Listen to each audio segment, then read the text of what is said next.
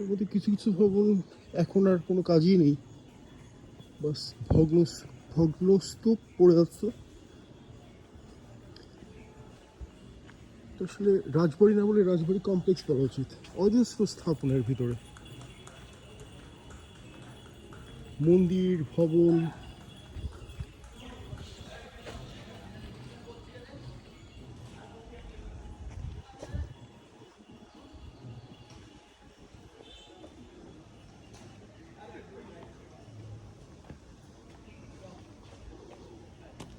রানী ভবানী এত ক্ষমতাশীল রানী ছিলেন, উনি সুদীর্ঘ 40 বছর শাসন করেন এবং অত্যন্ত প্রজাবান্ধব ছিলেন। অনেক বড় বড় রাস্তা করেছেন, অনেক মন্দির করেছেন, প্রজাদের জন্য অজস্র পুকুর খুঁড়েছেন, যার অনেক কিছু এখনো রয়ে গেছে। এবং সেই আমলে বছরে 1.5 কোটি টাকা আয় ছিল রাজত্বের। এই 1.5 কোটির মধ্যে মাত্র 70 লক্ষ, মানে মাত্র তো না, কিন্তু 70 লক্ষ হচ্ছে ব্যবহৃত হতো রাজকর্মে, আর বাকি পুরোটাই দান করা হতো। প্রতি বছরের আয় থেকে 70 লক্ষ রাজকর্মে, আর বাকি 80 লক্ষ প্রজাদের জন্য বিভিন্ন রকম উন্নয়নমূলক কর্মকাণ্ডে ব্যবহৃত হতো। যখন মরন্তর হয়, হাজার হাজার মানুষ মারা যায়, তখন বিশেষত রানী ভবানী ঝাঁপিয়ে পড়েন মানুষকে সাহায্য করতে। উনি নিজ ব্যয়ে 6 জন চিকিৎসক নিয়োগ করেন এবং প্রজাদের বাঁচানোর জন্য যা যা সম্ভব ছিল উনি সব কিছু করা শুরু করেন।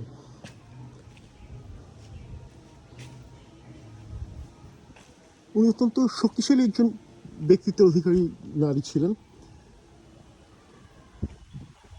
কথিত হচ্ছে যে যখন রানী ভবানীকে বিয়ের প্রস্তাব, মানে রানী তো পরে হন, যখন ওনাকে বিয়ের প্রস্তাব দেওয়া হয়, উনি নাটোরের রাজাকে 3টি শর্ত দিয়েছিলেন।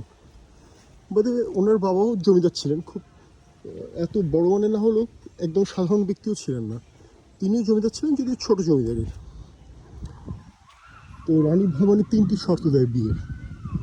প্রথম শর্ত যে ওনার বাবার বাড়ি থেকে নাটোরের রাজবাড়ি পর্যন্ত পাকা সড়ক বানিয়ে দিতে হবে। এবং যেহেতু রানী এত সুন্দরী এবং এত দারুণ ব্যক্তিত্বের অধিকারী, রাজা এক কথায় রাজি হয়ে যায়। দ্বিতীয় শর্ত ছিল যে প্রজাদেরকে, wow man, this gorgeous palace is called ছোট তরফ রাজপ্রাসাদ। বোধহয় রাজ পরিবারের মধ্যে সম্পত্তির ভাগাভাগি হচ্ছিল। এই এই প্রাসাদটা যারা ছোট অংশটা পেয়েছিল রাজত্বের, তাদের প্রাসাদ খুব সম্ভবত। এটাও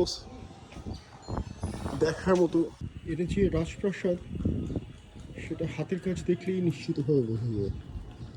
এত পুরনো স্থাপত্য, কিন্তু এত সুন্দর নকশা করা। আধুনিক বাংলাদেশে মানুষ তো আর বাড়ি বানাতেই পারে না, বাক্স বানিয়ে রাখে, কিন্তু সে আমার মানুষের কি রুচি ছিল, আর কত টাকা ছিল মাই গড। যাই হোক, টাকার কথা থেকে মনে আসলো যে রানী ভবানীর বাৎসরিক আয় ছিল 1.5 কোটি টাকা। এই 1.5 কোটি টাকা থেকে 70 লক্ষ ব্যয় করা হতো রাজকার্যে, আর বাকি 80 লক্ষ ব্যয় করা হতো প্রজাদের বিভিন্ন উপকারার্থে। আচ্ছা, বিয়ের শর্তের কথা বলছিলাম আমি। উনি 3টি শর্ত দেন। প্রথম শর্ত যে রানী ভবানীর, মানে ওনার যে বাবার বাড়ি ছিল, সেই বাবার বাড়ি থেকে শ্বশুর বাড়ি, মানে এই রাজবাড়ি পর্যন্ত পাকা রাস্তা বানিয়ে দিতে হবে। তো রাজা এক কথায় রাজি হয়ে গেলেন। দ্বিতীয় শর্ত দিলেন, এই বিয়ে উপলক্ষে রাজাকে গরিব এবং দুস্থ প্রজাদেরকে জমিদান করতে হবে। তো এত বড় রাজবাড়িতে বিয়ে হলে সেটাই তখনকার সময় মনে একটা সৌভাগ্যের ব্যাপার বলে গণ্য হওয়ার কথা। রানী ইমপ্রেস তো ছিলেনই না, বরং সিধা ওনার ডিমান্ড দিয়ে দিলেন যে গরিবদের জমিদান করো, তাহলে বিয়ে করবো না। বাধ্য হয়ে রাজা ওটাতেও সম্মতি দিলেন। আর তৃতীয় শর্তটি দেয় এই যে বিয়ের পরেও তিনি বাবার, মানে পিতার গৃহে 1 বছর পর্যন্ত থাকবেন, ওনাকে বিরক্ত করা যাবে না মোটেই, চুপচাপ মেনে নিতে হবে। তো বেচারা গরিব রাজা এত সুন্দরী রানীর কোনো শর্ত মানতে অস্বীকৃতি জানালেন না, চুপচাপ সব মেনে নিলেন এবং এই 3 শর্তে রানীর সাথে বিয়ে হয়ে গেল। আর ইট ওয়াজ আ ফেয়ার ডিল, কারণ এত শক্ত এবং এত মহান চরিত্রের রানী কয়জন রাজার কপালে জোটে, তাই না? তিনি 40 বছর শাসন করেছিলেন এই রাজত্ব, এবং ওনার রাজত্ব শুধু নাটোরেই সীমাবদ্ধ ছিল না, ওপাশে মুর্শিদাবাদ, দক্ষিণ দিকে যশোর পর্যন্ত বিস্তৃত ছিল। বিশাল সাম্রাজ্য নিয়ে একসাথে শাসন করে গেছেন।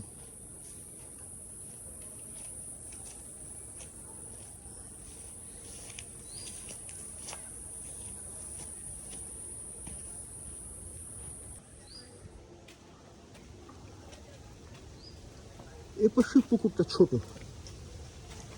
না না, ও মোটেই ছোট না, বিশাল, এটাও বিশাল, শুরু আর শেষ দেখা যাচ্ছে না, নদীর মতো লাগছে, এত বড়। কিন্তু প্যালেসটা মাশাআল্লাহ সুবিশাল প্যালেস। ছোট তরফে এই প্যালেস, বড় তরফে আল্লাহ জানে কি বানিয়েছিল। রানীজি শুধু চিকিৎসালয় আর মন্দির বানিয়েছিলেন তাই না, যেমনটা আগেই বলেছি, উনি অত্যন্ত শক্ত একজন শাসক ছিলেন। একা মহিলা, মানে ওনার স্বামীর মৃত্যুর পর উনি একা হাতে সুদীর্ঘ 40 বছর ধরে শাসন করেন ওনার রাজত্ব। এবং যখন নবাব সিরাজউদ্দৌলা ক্ষমতায় বসেন মুর্শিদাবাদে, এটা বোধহয় পূজার একটা কিছু হবে, ঝর্ণা এটা, ও রাইট,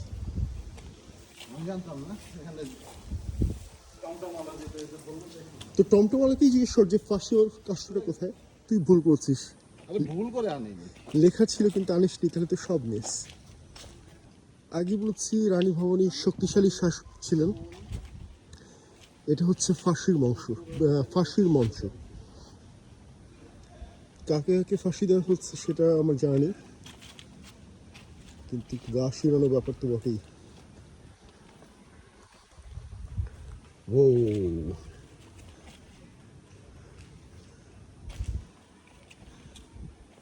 ওদের এখান থেকে ঝুলিয়ে দেওয়া তো।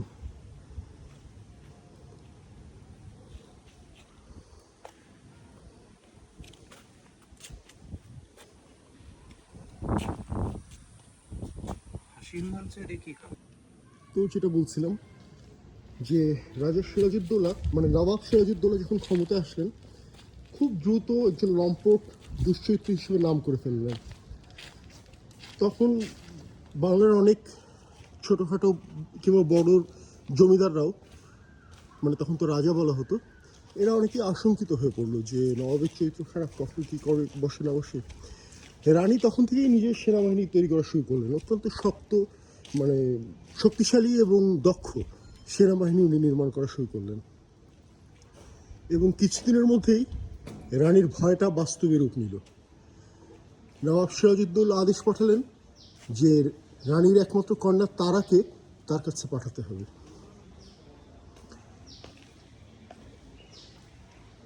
একজন রানীর জন্য থেকে বড় অসম্মানের আর কিছুই হতে পারে না।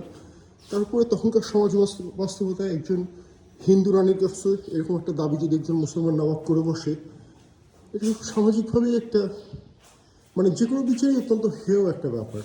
নিঃসন্দেহে সিরাজউদ্দৌলা অত্যন্ত নিচ ধরনের রাজা ছিলেন, মানে নবাব ছিলেন, যে ধরনের একটা দাবি করেছিলেন। এতক্ষণ হয়ে গেছে আমরা এখনো ছোট তরফের প্রাসাদই দেখছি। এটা বোধহয় রানীর নাতির প্রাসাদ ছিল, যদিও কোনো, আমি কোথাও চেক করিনি, এটা সাশার তথ্য। Wow, now that looks like a palace.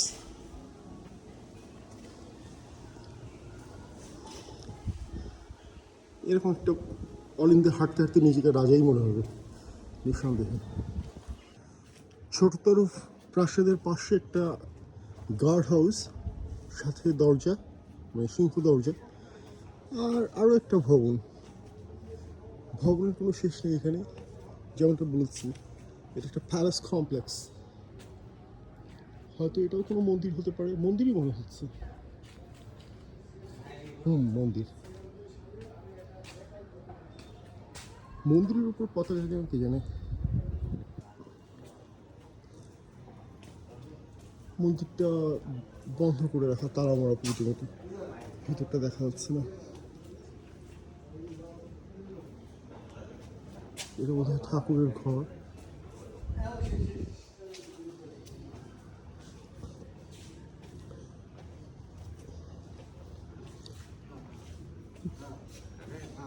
একটু জিজ্ঞেস করতাম, এই মন্দিরটাও কি রানী ভবানীদের আমলে তৈরি করা? হ্যাঁ, রানী ভবানী।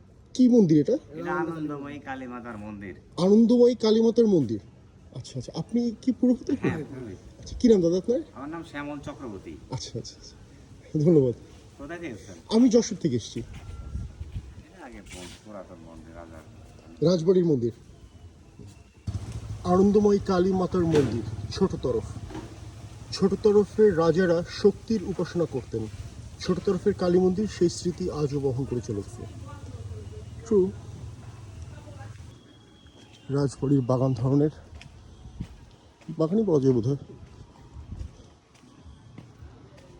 এখানে একটা পুকুর দেখছি, এটা সে আগেরই পুকুর নাকি নতুন কোনো পুকুর কে জানে। As per my online research, প্রাসাদটার চারপাশে 6টা পুকুর আছে এবং প্রতিটা পুকুরের আকার একই।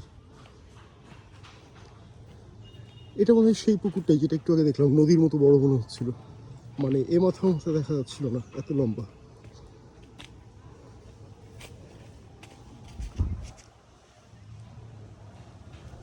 নিঃসন্দেহে এটা সেটাই হবে।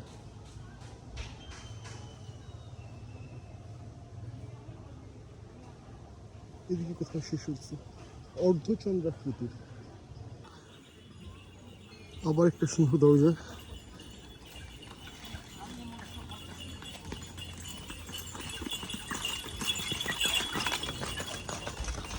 রাজবাড়ির রাজাদের যুগের একটা আবেশ পাওয়া যাচ্ছে। এখানে মানুষ ঘোড়ার গাড়িতে করে ঘুরছে। এটা জেলখানা না কাচারি বাড়ি কে জানে। এদিকে দুটোই আছে।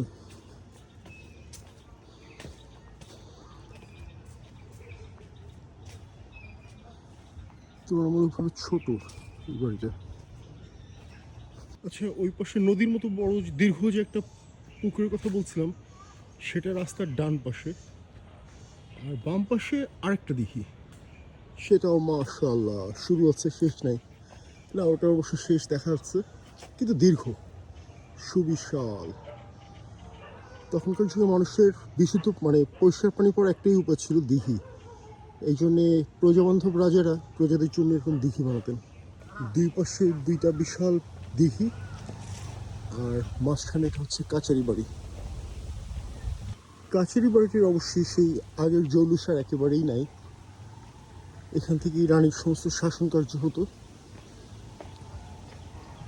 সাথে একটা ঘাট আছে।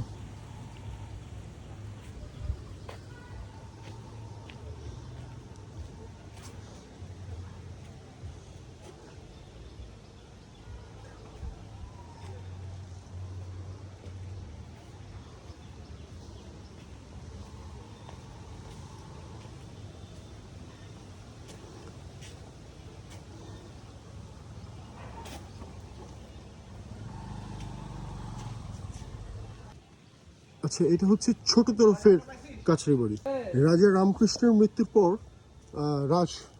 রাজত্বটা দুই ভাগে ভাগ হয়ে যায়। রাজবংশ দুই ভাগে ভাগ হয়ে যায়, ছোট তরফ এবং বড় তরফ। ছোট তরফের সমস্ত রাজস্ব এখান থেকেই সংগ্রহ করা হতো।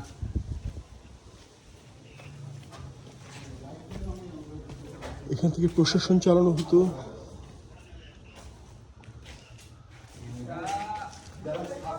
খুব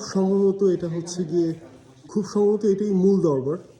এখান থেকে সমস্ত প্রশাসন এবং বিচার কার্য করা হতো। স্কাইলাইট অথবা ভেঙে পড়েছে কে জানে।